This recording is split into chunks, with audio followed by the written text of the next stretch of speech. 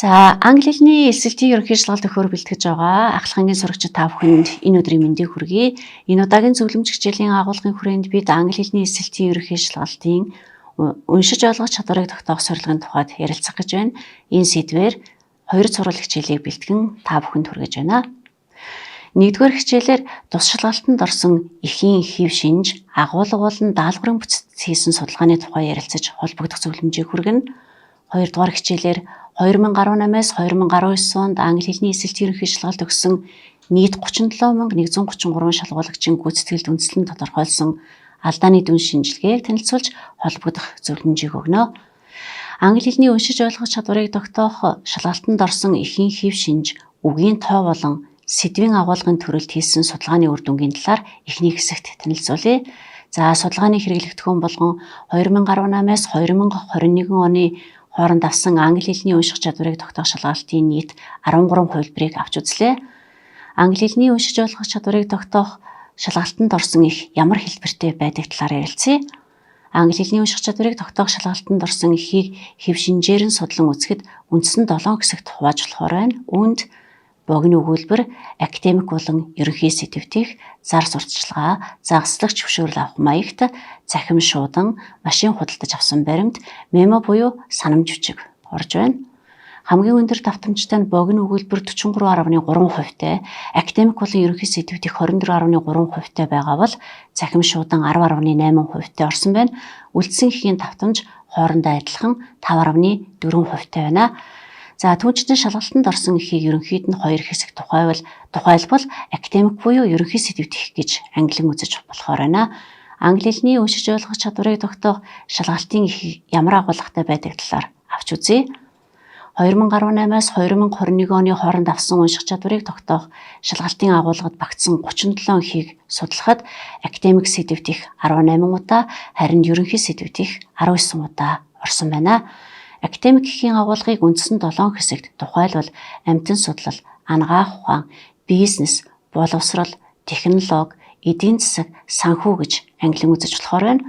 Үүнээс хамгийн өндөр давтамжтай нь эдийн засаг 23%-тэй, анагаах ухаан 22%-тэй орсон байхад бусад сэдв нь ижил тэнцүү харьцаатай буюу 11%-тэй орсон байна.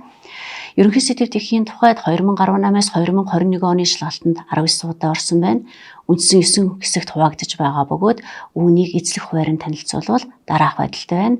Агаарын бохирдлын тухай бичсэн эссе 10%, амралтын талаар өөрийн найзад бичсэн мэйл 10%, англи хэлний үгийн тухай 21%, англи захиргаанаас сэргийлэх зөвлөмж 5%, буудлын үйлчилгээний талаар гарсан гомдолд хариуцсан мэйл 10%, газар хөдлөлтийн тухай мэдээ 11%, загасчлагч зөвшөөрөл авах маягт 11%, хүний гадаад төрх 11%, хүний зан чанар 11%-тэй тус орсон байна. Англи хэлний уншиж ойлгох чадварыг тогтоох их ямар агуулгатай байдаг тухай танилцуулъя.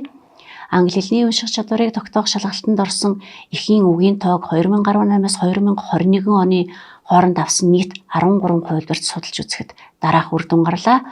За, эхийн хэмжээ 1-ээс 43 үгтэй богино өгүүлбэрээс эхлэн 3 юм уу 4 хүртэл тооны зохицолбор бүхий 86-аас 470 үгтэй бичвэрийн хэмжээтэй байна. Шалгалтын нэг хувилбарт орсон эхийн үгийн тоо 245-аас 470-ын хооронд хэлбэлзэж байна. Унших чадварыг тогтоох шалгалтын нэг хувилбарт байгаа даалгаврыг 15-аас 20 минутанд хийж гүйцэтгэж байна. Иймээс өгсөн хугацаанд 470 хүртэл үгтэй эхийг уншиж даалгаврыг хийх хэрэгтэй болж байна. За, англи хэлний унших чадварыг тогтоох шалгалтын даалгаврыг хийж гүйцэтгэх хугацааг 2018 оны эсэлтийн ерөнхий шалгалтын хувилбар Б-гээр жишээлэн үзүүлье. Даалгаврыг хийж гүйцэтгэх хугацаа 20 минут, унших хүчирийн тоо 2, хариулах даалгаврын тоо 8, нэг даалгаврыг хариулахад зарцуулах хугацаа 2.5 минут байна. За, англи хэлний унших чадварыг тогтоох шалгалтын даалгаврын хэв шинжид хийсэн судалгааны үр дүнгийн талаар танилцуулъя. Судалгааны хэрэглэгдэхүүн болгон 2018-аас 2021 оны англи хэлний унших чадварыг тогтоох шалгалтын нийт 110 даалгаврыг авлаа. Тэгэхээр англи хэлний уншиж ойлгох чадварыг тогтоох шалгалтын даалгавар ямар бүтцтэй байдаг вэ? Тухайн даалгаврыг ямар түлхүүрийг ашиглан таних болох вэ? За, энэ даалгавар эсэлтийн ерөнхий шалгалтанд хэр давтамжтай ордог вэ гэсэн асуултын дагуу ярилцъя. За 2018-аас 2021 оны хооронд авсан англи хэлний унших чадварыг тогтоох даалгаврын хэв шинж болон эзлэх хувийг судалж үзэхэд дараах үр дүн гарч байна.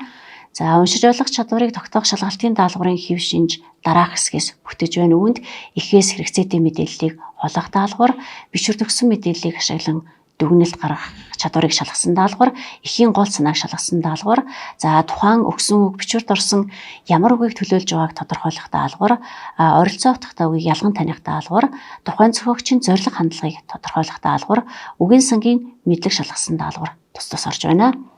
Одоо эдгээр даалгаврыг нэг бүрчлэн авч үзье. За эхийн гол санааг шалгасан даалгавар нь тухайн шалгуулагч эхийн гол буюу хамгийн чухал санааг ойлгож чадж байгаа эсхийг шалгадаг.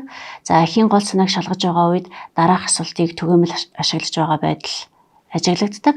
Үүнд унших эхийн гол санаа нь юу вэ? Энэ их ямар гарчигтай вэ? Энэ их ямар сэдвтэй вэ? Тухайн зохиогчийн бичвэрт илэрхийлж байгаа гол санаа юу вэ? Энэхүү ихэд дараах гарчгийн аль нь хамгийн сайн тохирох вэ? Энэ ихэд голчлон юун тухай ярьж байна вэ? Энэхийн гол зорилго юу вэ? Энэ өгүүлбэрийн гол санаа нь юу вэ? За энэ өгүүлбэрт ямар мэдээлэл агуулгадж байна вэ? Энэ ихэд юуны тухай өгүүлж байна вэ? Гэсэн асуултын хэлбэрүүд орж байна. За жишээ нь энэ төрлийн даалгавар 2021 оны А хувилбарын 39 дугаар даалгаварт орсон байна. Энэ гол санааг шалгахдаа юуны тухай ярьж байна вэ гэж асуусан байна. За эхээс хэрэгцээтэй мэдээллийг олох даалгавар нь тухайн ихэд орсон тодорхой бодит мэдээллийн талаар асууж шалгадаг. Ихэнхдээ хэн, юу, хизээ, хаана, яагаад гэсэн асуултанд тухайн зохиогч хэрхэн хариулан бичсэн байгаа талаар асуудаг. За үүнийг зарим нэгэн жишээгээр үзүүлвэл ихэд дурдсанаар үйлчлүүлэгч юу худалдан авч байна вэ? Whole Food-ийн төв үйлдвэр хаана байдаг вэ? А байгууллага хэр удаан хугацаагаар бизнесийн үйл ажиллагаа явуулж байгаа вэ гэх зэрэг байна. За жишээ нь эсэлтийн ерөнхий шалгалтын 2019 оны А хувилбарт уулын сарамгчны тухай бичсэн ихэд дурдсанаар гэсэн даалгаврын хэлбэрээр оруулсан байна. За үгийн сангийн мэдлэг шалгасан даалгавар нь тухайн ихэд орсон үг хэллэгийн утгыг таних байгаа чадварыг шалгадаг. Өөрөөр хэлбэл тухайн үг ямар утга илэрхийлж байгаа болон түүнтэй ижил утгатай үгийг олж чадж байгаа эсхийг шалгадаг. За дараах асуултын хэлбэрээр энэ даалгаврыг түгээмэл бичиж байгаа байдал ажиглагддаг. 11 дугаар мөрний цэг гэсэн үг ямар утгатай вэ? 11 дугаар мөрний X гэсэн үгийг тийм үгээр орлуулж болно гэх мэт. Жишээ нь эсэлтийн ерөнхий шалгалтын 2018 оны Б хувилбарт эхийн хамгийн сүүлийн мөрөнд байгаа fine гэсэн үг нь тийм үгтэй ойролцоо утга илэрхийлнэ гэсэн даалгавар орсон байна. Бичвэр төгсөн мэдээллийг ашиглан дүгнэлт гаргах чадварыг шалгасан даалгавар нь тухайн шалгуулагч ихэд өгсөн мэдээллийг хэрхэн боловсруулан ойлгож байгааг шалгадаг. Энэ даалгаврыг бичихэд ашиглагддаг асуултуудаас дурдвал 5 дугаар зохицуулбарт зохиогч юуны тухай санааг илэрхийлж байна вэ? Та үүний тухай юу гэж дүгнэж болохоор байна вэ? За бичвэрээс харахад гэж дүгнэж болохоор байна. Энэ нь хамгийн өндөр магадлалтай. Энэ ихэд ийм далд санаа агуулгадж байна. Зохиогч ийм далд санааг илэрхийлж байна. Ихэд ийм далд санаа илэрхийлэгдэж байна. Энэ нь хамгийн их магадлалтай гэх зэргээр орсон байна. За жишээ нь эсэлтийн ерөнхий шалгалтын 2021 оны А хувилбарт AAK Groomers-ийн талаар ямар таамаглал дэвшүүлж болох вэ гэсэн хэлбэрээр орсон байна. За тухайн өгсөн үг бичвэрт орсон ямар үгийг төлөөлж байгааг тодорхойлох даалгавар нь тухайн шалгуулагч төлөөлж байгаа үгийг ойлгон зөв олж чадж байгаа эсхийг шалгадаг. Түгээмэл хэрэглэгддэг асуултыг танилцуулбал 4-р мөрөнд байгаа it гэсэн үг юуг илэрхийлж байгаа вэ? 2-р мөрөнд байгаа it гэсэн үг ийм үгийг илэрхийлнэ гэсэн хэлбэртэй байна. Жишээ нь эсэлтийн ерөнхий шалгалтын 2018 оны А хувилбарт дараах хэлбэрээр орсон байна. За 4-р мөрөнд байгаа тод хар болон налуу үсгээр бичсэн дэм гэдэг төлөөний үг нь тийм үгийг илэрхийлнэ. За тухайн зохиогчийн зорилго хандлагыг тодорхойлох даалгавар нь уг хий зохиогчийн мэдрэмж, бодол санааг хэрхэн ойлгож байгааг шалгадаг. Эдгээрийг асуудаг түгээмэл асуултаас дурдвал зохиогч энэ ихийг бичгтээ ямар хандлагыг илэрхийлсэн бэ? Зохиогчийн хандлагыг бичвэрийн аль хэсэгт хамгийн сайн тодорхойлсон байна вэ? Зохиогч энэ талаар ямар хандлагатай байна вэ? Доор дурдсан зүйлээс алийг нь зохиогч илүү дэмжиж болох вэ? Дараах зөвлөмжөөс алийг нь зохиогч илүү дэмжиж байж болох вэ гэсэн асуултуудын хэлбэр байна. За жишээ нь эсэлтийн ерөнхий шалгалтын 2019 оны А хувилбарт зохиогч хүн төс сурмагчны талаар тийм гэсэн сэтгэгдэлтэй байсан гэж оруулсан байна. За эхээс хэрэгцээтэй мэдээллийг олох даалгавар 51.8%-тэй, эхийн голцныг шалгасан даалгавар 20.9%-тэй, үгийн сангийн мэдлэг шалгасан даалгавар 10.9%-тэй, ойролцоо утгатай үгийг ялган таних даалгавар 7.3%-тэй, за тухайн өгсөн үг бичвэрт орсон ямар үгийг төлөөлж байгааг тодорхойлох даалгавар 6.4%-тэй, тухайн зохиогчийн зорилго, хандлагыг тодорхойлох даалгавар 1.8%-тэй, бичвэрт өгсөн мэдээллийг ашиглан дүгнэлт гаргах чадварыг шалгасан даалгавар 0.9%-тайгаар 2018-аас 2021 оны англи хэлний эсэлтийн ерөнхий шалгалтанд орсон байна. За англи хэлний эсэлтийн ерөнхий шалгалтын унших чадварыг тогтоох шалгалтын даалгаврын хэв шинжийг судлан үзэхэд англи хэлний TOEFL шалгалтын даалгаврын бүтцтэй төстэй байдал ажиглагдсан тул TOEFL шалгалтын даалгаврын талаар хийсэн судалгааны үр дүнтэй харьцуулан үзлээ. За TOEFL шалгалтын 344 жишг даалгаврын хэв шинжид хийсэн бидний судалгааны үр дүнгээс үзвэл эхээс хэрэгцээтэй мэдээллийг олох даалгавар 39.2%-тэй, бичвэрт өгсөн мэдээллийг ашиглан дүгнэлт гаргах чадварыг шалгасан даалгавар 5.9%-тэй, эхийн голцныг шалгасан даалгавар 17.4%-тэй, тухайн өгсөн үг бичвэрт орсон ямар үгийг төлөөлж байгааг тодорхойлох даалгавар 5.5%-тэй, логик тестраг олох даалгавар 7.2%-тэй, за тухайн зохиогчийн зорилго хандлагыг тодорхойлох даалгавар 3.2%-тэй, үгийн сангийн мэдлэг шалгасан даалгавар 21.5%-тэй тус орсон байна. Англи хэлний эсэлтийн ерөнхий шалгалтын унших даалгаврын хэв шинж ба TOEFL шалгалтын унших даалгаврын хэв шинжийн харьцуулалтыг хүсэгтээр үзүүлсэнийг энд танилцуулж байна.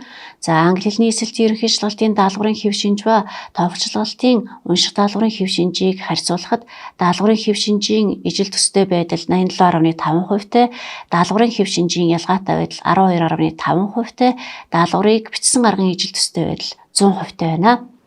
За судалгааны үр дүнд тулгуурлан дараах зөвлөмжийг хүргэж байна. Үүнд англи хэлний уншиж ойлгох чадварыг сорих шалгалтыг ерөнхийд нь авч үзэхэд 245-аас 470 үгтэй эхийг 15-аас 20 минутын хугацаанд уншиж даалгаварт хариулж байгаа тул унших хурдыг аль болох нэмэгдүүлэх. За унших хурд байнгын дадлаг хийсний үндсэн дээр сайжирдаг тул өдөр бүр академик болон ерөнхий сэдвт ихийг бие даан унших 1 цагийн төлөвлөгөө гаргаж өөрийн багшийн зөвлөгөөг аван түүнийг хэрэгжүүлэх. За унших дадлаг хийх үед тухайн ихэд орсон нэр үг, үйл үг, тэмдэг нэрийг илрүүлэн гүйлгэж уншиж сурах хэрэгтэй. Үүний учир нь тухайн өгүүлбэрийн ерөнхий утга нэр үг, үйл үгээрээ илэрч байдагтай холбоотой. За гүйлгэж уншихдаа хуудасны зүүн дээд булангаас эхлэн харж хөндлөн болон доош очихт нүдийг хөдөлгөн уншина. За энэ хөдөлгөөнийг усны дэлгөөнтэй төстэй гэж хэлж болно. Нүдний хөдөлгөөнийг гарын хуруу болон балны үзүүрээр чиглүүлэх боломжтой. Ерөнхий сэдвт ихэд орсон түгээмэл үг хэллэгийг судалж жагсаалт гаргах хэрэгтэй. Түүнчлэн тухайн жагсаалтанд орсон үгийн ойролцоо утгатай үгийг нэмж бичин тэдгэрийг эзэмших хэрэгтэй. Интернетэд байгаа богино хэмжээний баримтат кино болон бичлэгийг хадмалтай нь үзэж сонсохын зэрэгцээ дагаж уншвал сонсох болон унших чадварыг зэрэг хөгжүүлэх боломжтой байдаг. За англи хадмал бүхий киноны загвар болгон Harry Potter ба Нууцын танхим киноны хэсгээс үзүүлээ. За англи хэлээр хэлэлцүүлж байгаа бэлтгэлийн жишээ болгон дараах бичлэгийг үзүүлж байна. За цахим номны жишээ болгон Цагаан соёо номны хэсгээс танилцуулж байна. Анхаарал хандуулсан та бүхэнд баярлалаа. Амжилт хүсье.